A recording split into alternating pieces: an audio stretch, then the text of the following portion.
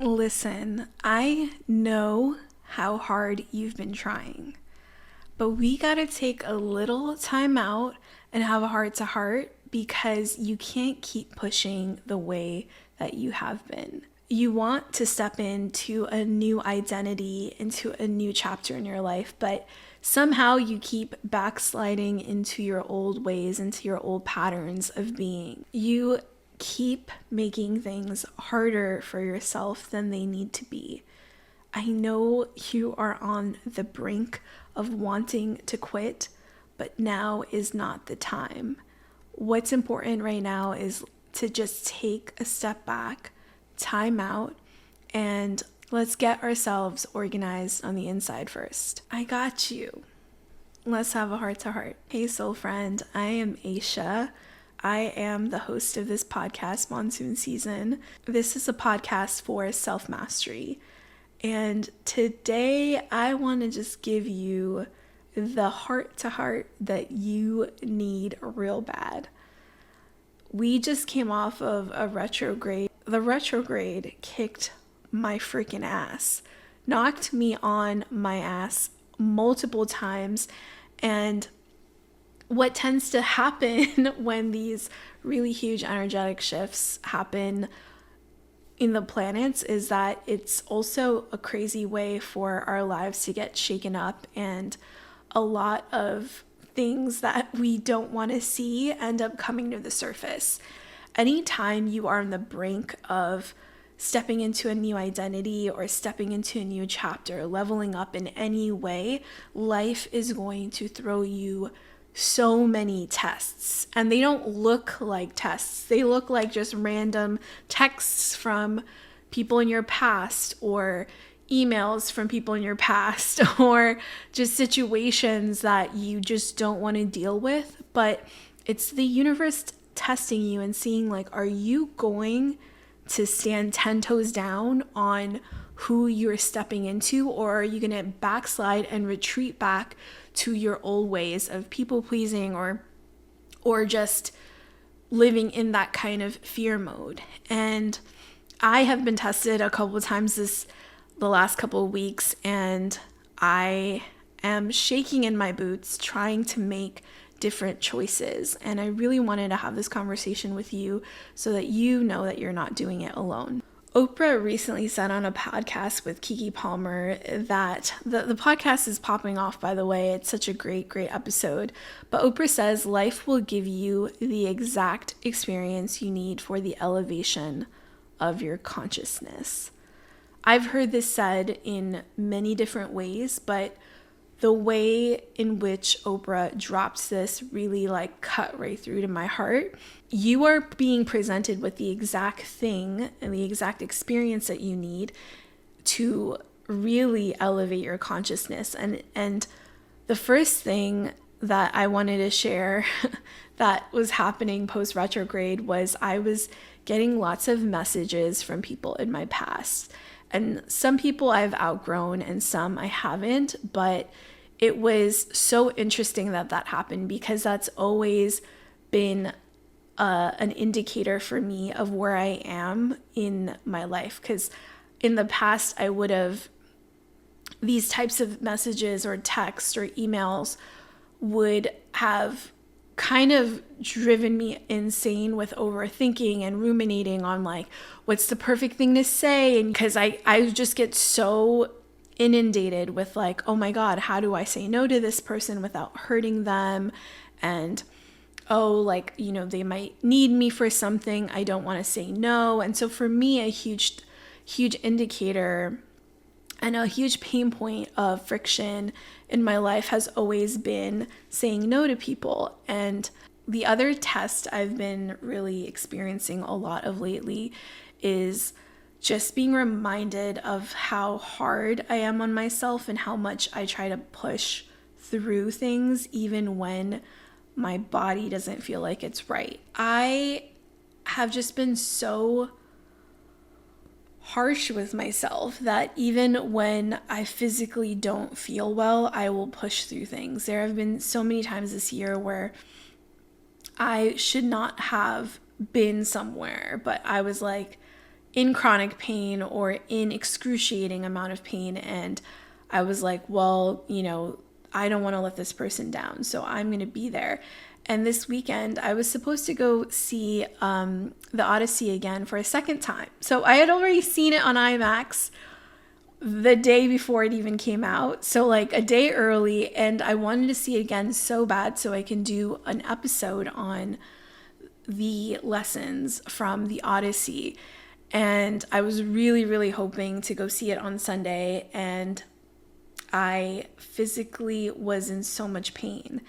And I saw myself go in spirals for hours, being like, well, if I really just take an hour to like rest up and like do all the things I should do and like take care of myself really good for the hour, then I can power through it. I can power through a 3-hour movie plus the travel and all the stuff that comes with going on those outings. But I was like, why am I powering through this? I can just say I'm not up for it, and maybe we'll reschedule and do it another day. And it was not even a big deal, but I'm just sharing that making things harder for myself is something that permeates everything that I do. And that was a small recreational example, but I do that to the 100th degree when it comes to things where the stakes are higher. What I want to share with these examples is when you're building a new version of you, when you're stepping into a new identity, your mind is going to play games with you. It's going to tell you you're being too harsh, or you're being such a baby. You could really push through if you were really strong, if you were really resilient. You would be able to just like handle it and just push through. Like that's what a strong person would do. Your mind will say all these things to you when you're trying to like step into a new identity and step into new boundaries with yourself or with other people. And you're going to be met with a lot of feedback when you first make those steps and take those actions. It's not going to be met with, like you've now leveled up, you're amazing, You are going to get hit in the face with so much of that negative feedback in your minds because you're not used to it yet. And your mind will try to trick you into thinking that you're being a baby, or you're being too soft, or you're being this or that. And it's just simply not true. We have to constantly remind ourselves that our thoughts aren't who we are. We are merely the observer of the thought itself in these experiences. We are not our thoughts, and we are not our feelings. Another thing I want to share about being too hard on yourself, it is like, I am the queen of that. Like I have the PhD on being hard on yourself.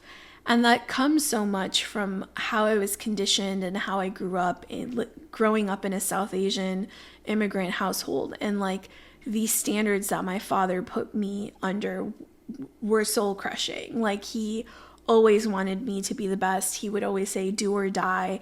And I saw, like, because I didn't go out to see the Odyssey in theater, I stayed at home and we watched Talladega Nights, because I saw in an interview that Christopher Nolan shared in an interview somewhere that Talladega Nights is the one movie that if he's, surfing the TV and it's on, he always like drops his remote. And I immediately was like, okay, if Christopher Nolan has co-signed that Talladega Nights is a great movie, I am watching it. And so, because I couldn't watch the Odyssey, I was like, I'll just watch Talladega Nights. And so I ended up watching that film, and it is hilarious. It's so stupid. It's so good. I'm obviously very late to the party.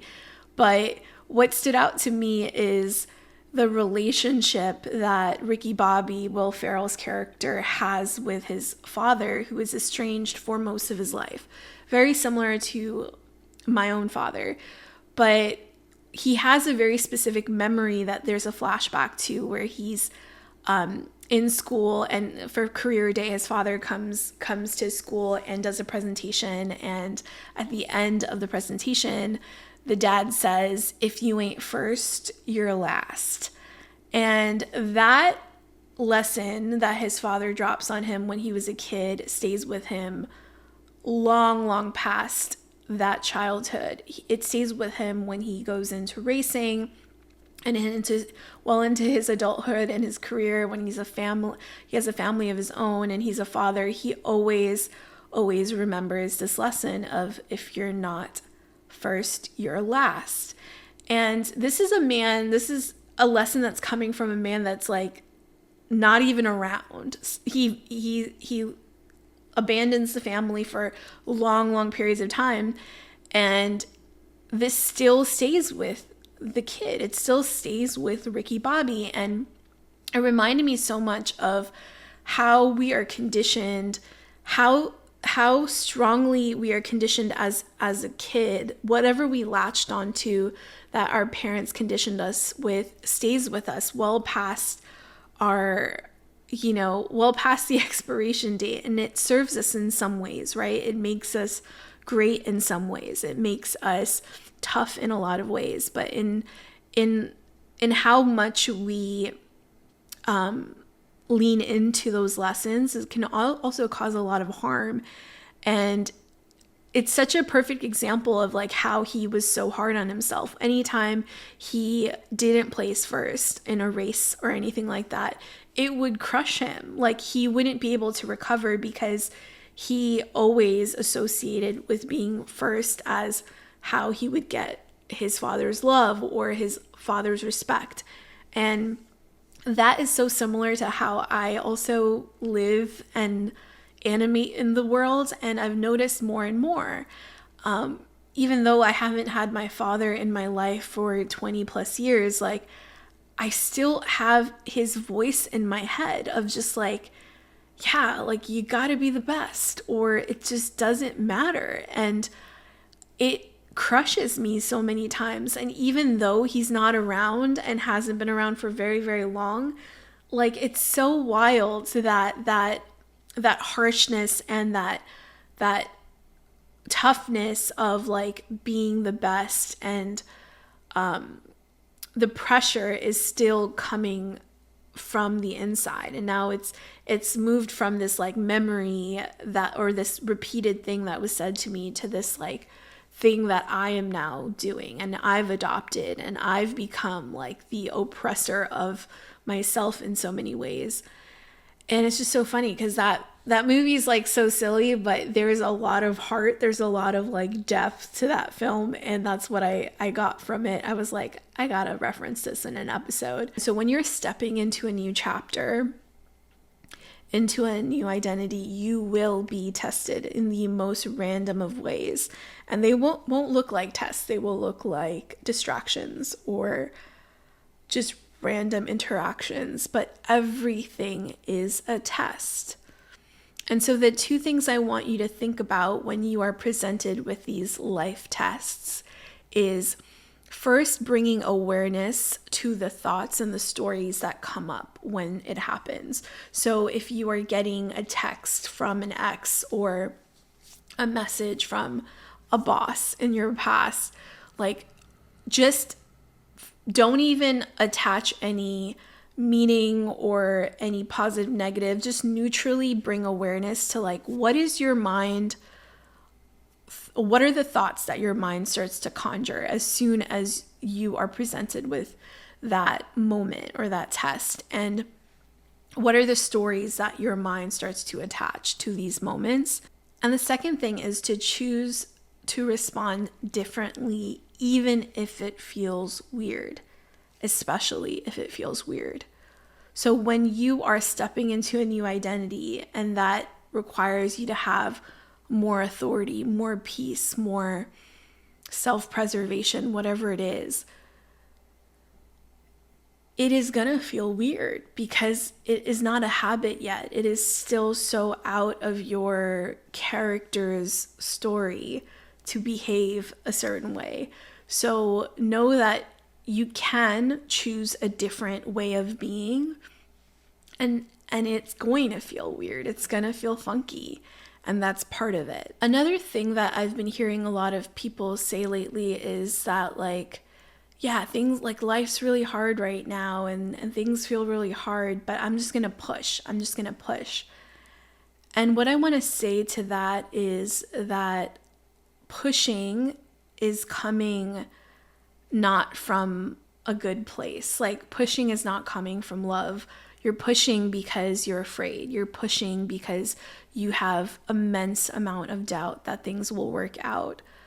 What I'd love for you to think about, even just energetically focus on shifting, is stopping, looking around and thinking about like what is pulling you. Because pushing is fear and doubt, and pulling is intuition and self-trust. If we are constantly pushing, white knuckling and pushing forward, we become blind to the intuition that's already there, that we become blind to the obvious things that want to be worked on and that want to make things a little bit lighter and easier. So I just wanted to offer that if that resonates. Like if you are pushing, stop, look around, close your eyes, think about what your mind is, where in your mind is there a pulling feeling? Maybe it's like, oh, I should start a group call, or I should reach out to this person because they're on my mind and there's someone I want to connect with.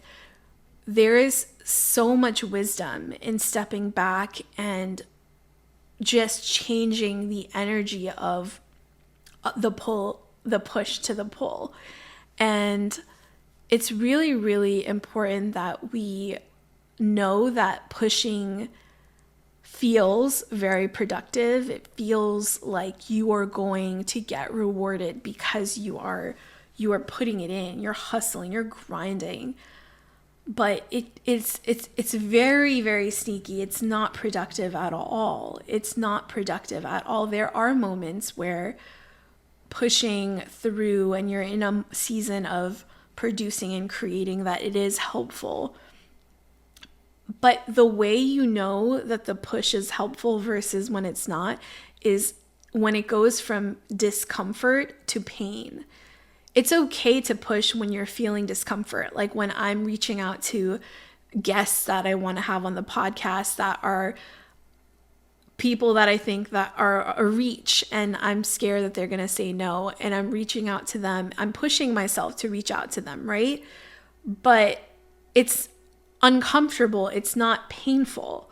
But if I am reaching out, grinding in the middle of the night, looking at my phone, text, that's when the uncomfy feeling, that discomfort, turns into pain.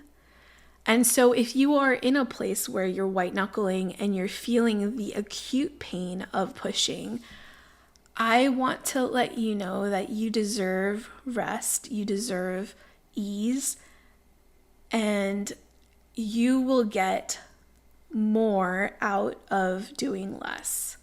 And I know that's hard to hear, but it's true. Doing more in that head space, in that mindset, is not going to get you the results that you want.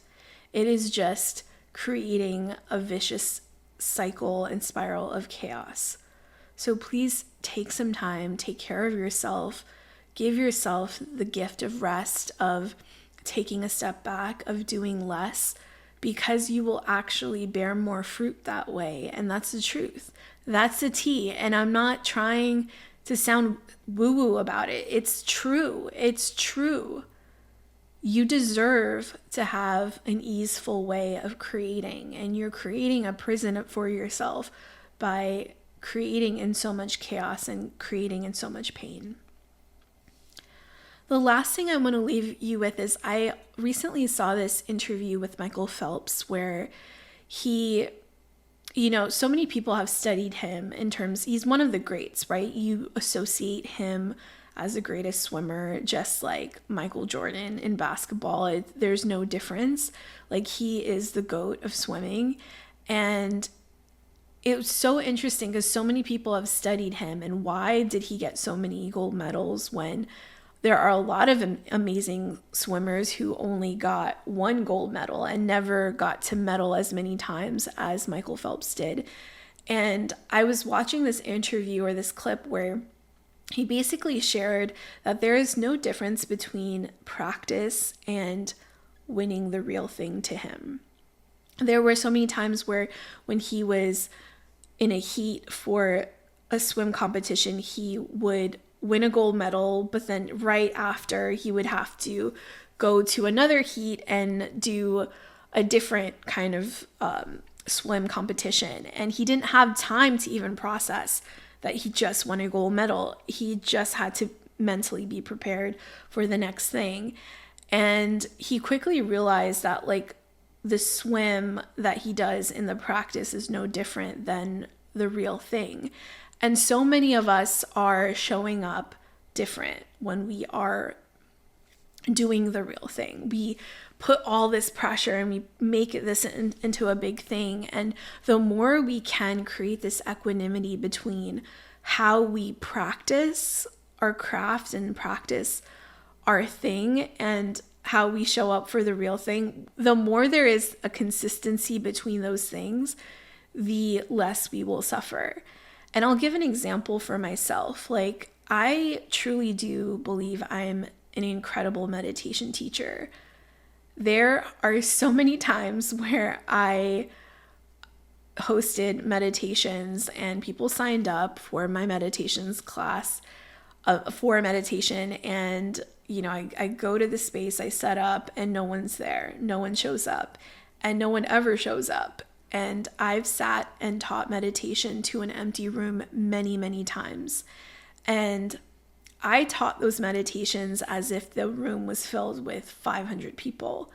And I've always, I don't know what kind of intuitively got into me to do that, but I've always felt like that was the real thing. Like, it's never different when there's less people showing up or more people showing up.